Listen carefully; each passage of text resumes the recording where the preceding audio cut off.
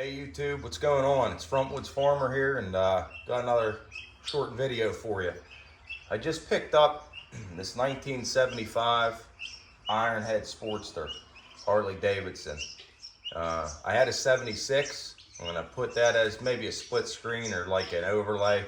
I don't know yet. Man, I love that bike. It was a 1976. It was left-handed shift. It was lime green.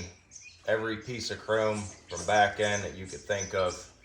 And short story on that real quick, how I got that bike and where it ended up is real cool. Don't mind all the tweeting. I got birds in the barn. I got about 40 new turkey.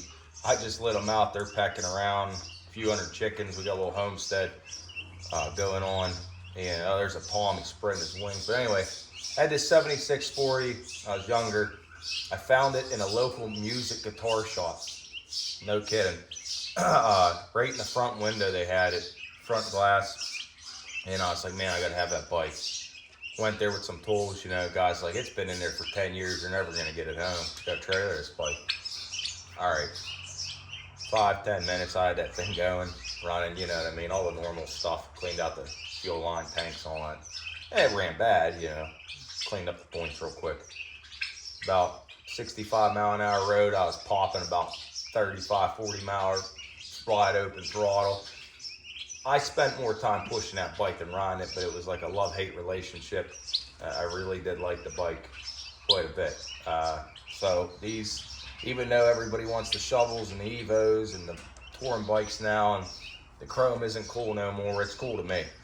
And man, I'll never forget that bike. You know, I was younger, I made it all custom. I was driving down another time, windy road going to work, lost the fuel cap, man. It flew in the woods. I couldn't find it. I had to ride that bike. I was soaked in fuel.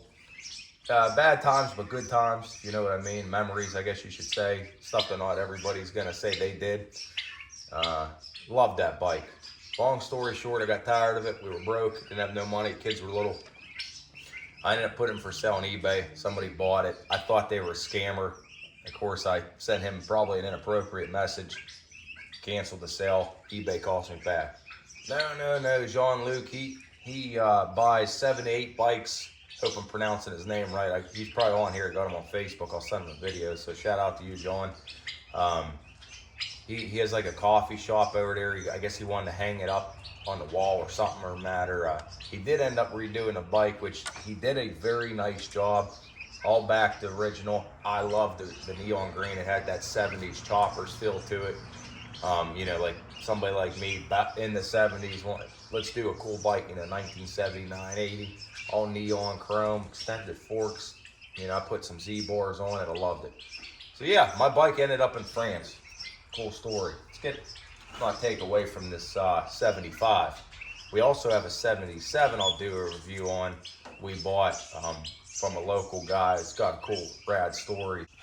Yeah, it's got the Invader wheels. It's got a 6-over or something, 4-over front end, and he never raked it. So it's, you know, got the uphill stance to it. It's real cool. Kick only, old school bar hopping chopper bike. So, guy bought this off him.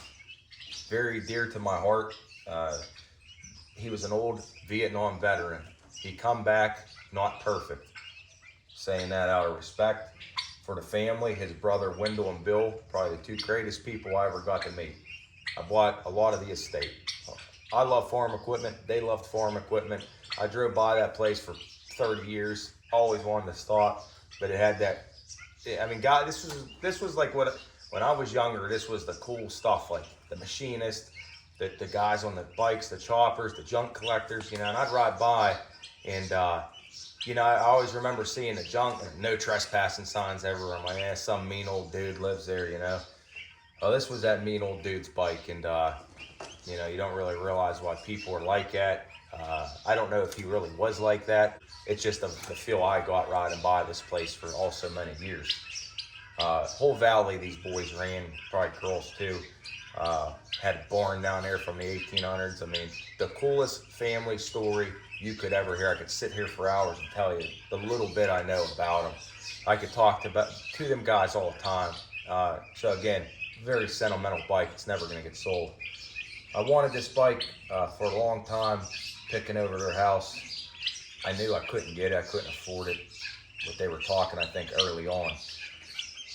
This guy bought this bike, and Billy gave me the rundown, the story, that it was parked since 1984 in the guy's living room. Where I found it in 2022 or 3 or whatever it was, in his living room. So it didn't move. It was very cool. Now, this bike got, to me, the perfect amount of patina. Yeah, sure, people don't like the pitting and the paint flake. I love it. I'm in love with everything on it. Even the old 2-in-1 exhaust, you can't find them anymore. Picking through there, this guy had a whole 70-foot trailer probably loaded with taxidermy. Old school Cape Buffalo mounts, just the raddest stuff. Cobra mounts, chopper front end in his bathtub. I bought that too. Just the stuff that you read. What was the guy's name? I can't think of it. He did the old. He's real famous. I mean, it's at the tip of my tongue. You ever you forget your best buddy's name, but Michael Mann or something like that. Yeah, he did all the paintings. Real famous. This is something you would find in a Michael Mann store. I hope I'm saying it right, or painting. And it's true. And still to this day, it's true. And no, you're not going to find this stuff all every day, but I found it, and I'm in love. You know. So let me tell you a little bit about the bike. I wanted it. I want to ride it in his honor. Let me show you the sissy bar. I think this is the coolest part. Again, he was a decorated military vet.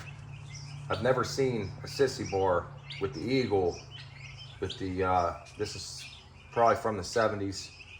Real interesting. Oh, let's get the mileage too though. I'll take it away from that. Mileage on the bike, 5,617, my fault. Original miles. Now wait, everybody's gonna say that ain't original. Look at that bike. Tell you how I figured it out.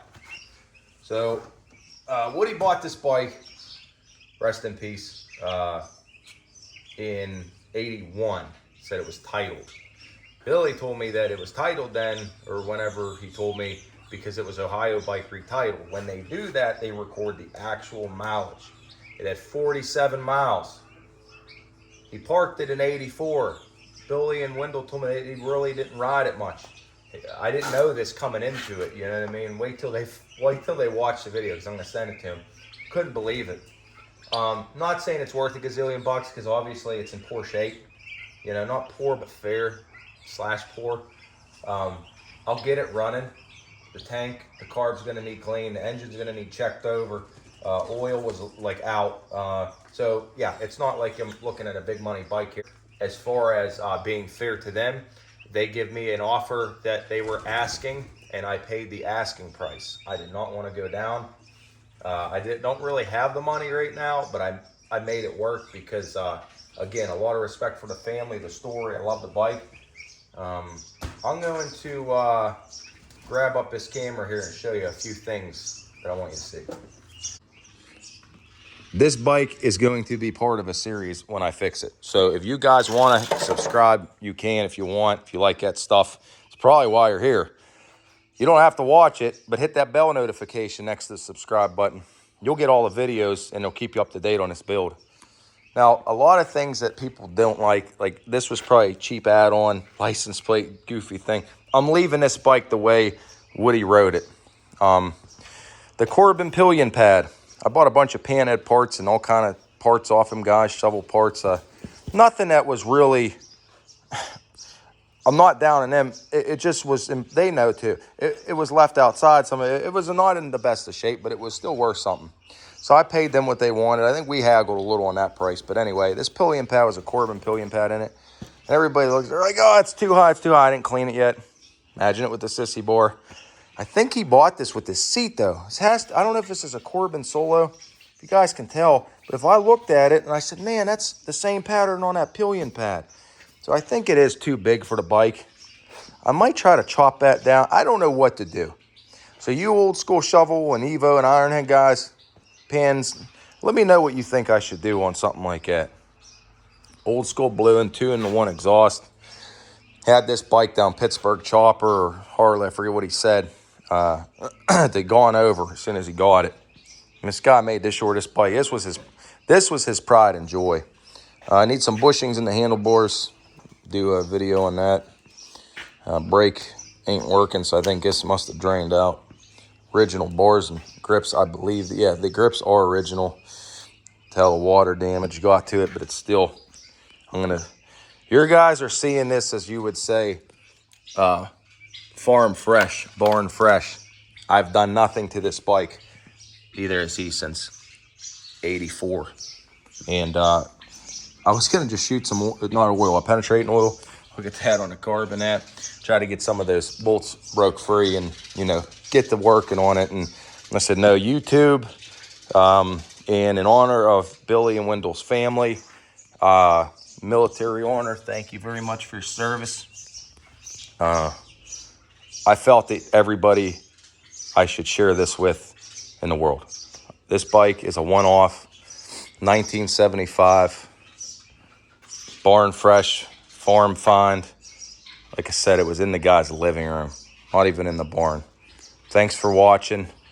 Again, I'm going to update you guys as I do this restoration. Thank you for watching.